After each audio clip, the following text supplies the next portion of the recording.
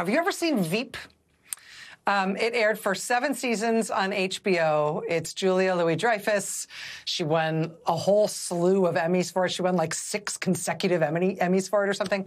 She plays Vice President Selena Meyer, who's just this instantly iconic American TV political figure. If you've ever seen, even if you haven't, you probably know about the character. She's really ambitious. She really wants to be president, not just vice president, but she's also just a total disaster. She's this craven and calculating political animal, but she spends all her time having to put out fires of a disaster. And one of the sort of signature production things in the show. One of the things that the show does to great effect is that they use every last second of the show. During the end credits of each episode, the image on the right side of the screen kind of squishes down a little bit, and they highlight in this part, while the credits are rolling at the end, they highlight these campaign screw-ups and their various PR disasters. So the end credits are like the best thing in the show.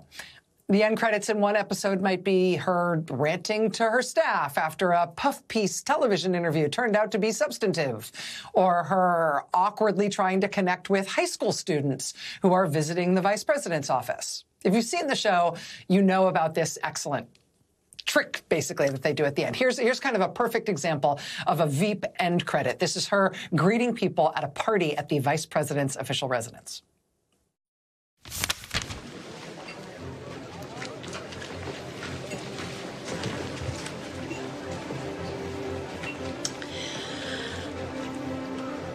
So you want to mingle?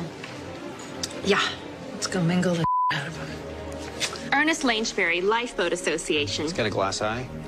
I am so happy you're here. Jenny Armitage, Disabled Sports of America. Just had triplets? Oh, triplets. Wow. That must have hurt. Unless you had a C-section. Terry Stringer, Center for Social Action. It's a triathlete? No, he's not. Hello? Liam Miller, NASA. Okay, that's an acronym for National Aeronautics. Stop it. Okay. It's so late. The Reverend Terrence Clark, Church of the Living Christ. He's a baker. Oh, Christ is risen. Kenji Lee. He's a baker. Christ is risen. He's a triathlete. No, he's not. Selena Meyer. Absolutely iconic American television figure from the great show Veep. Now, this is a person who is not a TV character. His name is Hovde, Eric Hovde, H-O-V-D-E. He is an actual person, not a TV person, who is running for an actual United States Senate seat in Wisconsin. He is trying to unseat Democratic U.S. Senator Tammy Baldwin in Wisconsin. And in Wisconsin politics circles, right now, Eric Hovde's recent attempt to say the Pledge of Allegiance really emphatically, to make a big show out of really emphatically and like confrontationally saying the Pledge of Allegiance, has been set to the closing credits of Veep. Because once you see it, it's impossible to not think of it that way. Watch him try to make it through the pledge here.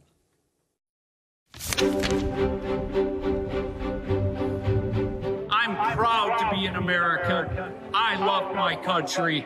So let's say the Pledge of Allegiance together. I pledge allegiance to the flag of the United States of America and to the republic for which it stands, under God, indivisible, with liberty and justice for all.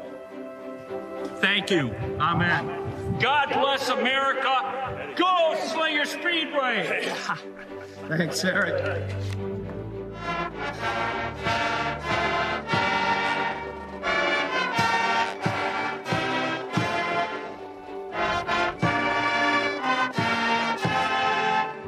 We're also blessed to be part of the greatest country in the history of mankind, America.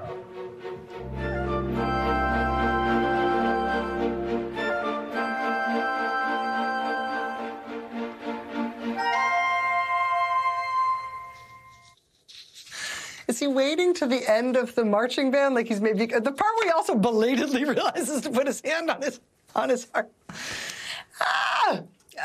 The Republican Party really desperately wants to take that Senate seat in Wisconsin. Again, that is the seat currently held by Democratic Senator Tammy Baldwin. They want that seat.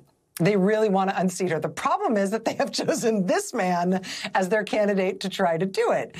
And he has succeeded in making national headlines as the Republican Senate candidate for Wisconsin. That's not necessarily an easy thing to do. But again, the problem is that he's made those headlines for things like this. Well, if you're in a nursing home, you only have 5-6 month life expectancy. Almost nobody in a nursing home is in a point to vote.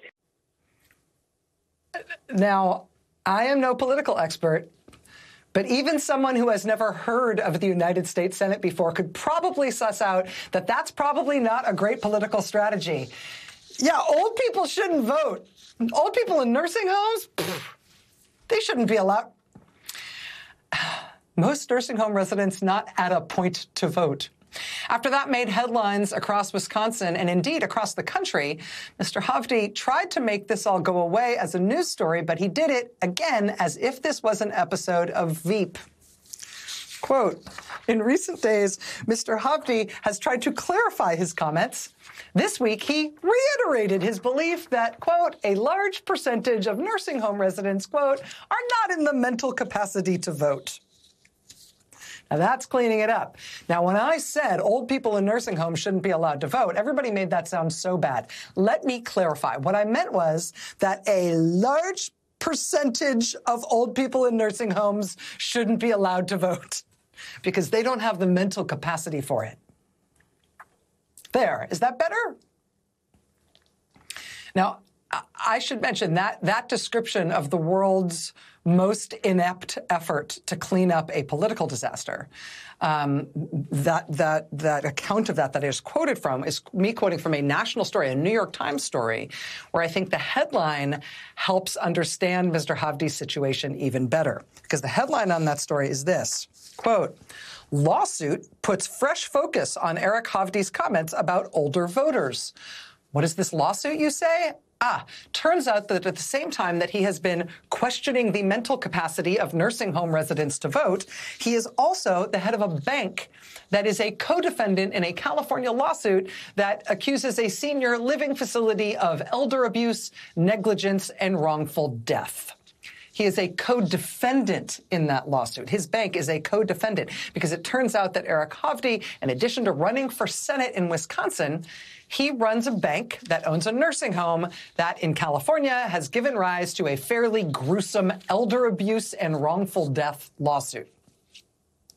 At which point you're thinking, wow, Maddow, that puts a way worse, way darker spin on his already inexplicable repeated comments about how we shouldn't allow people in nursing homes to vote because how dare they even try, right?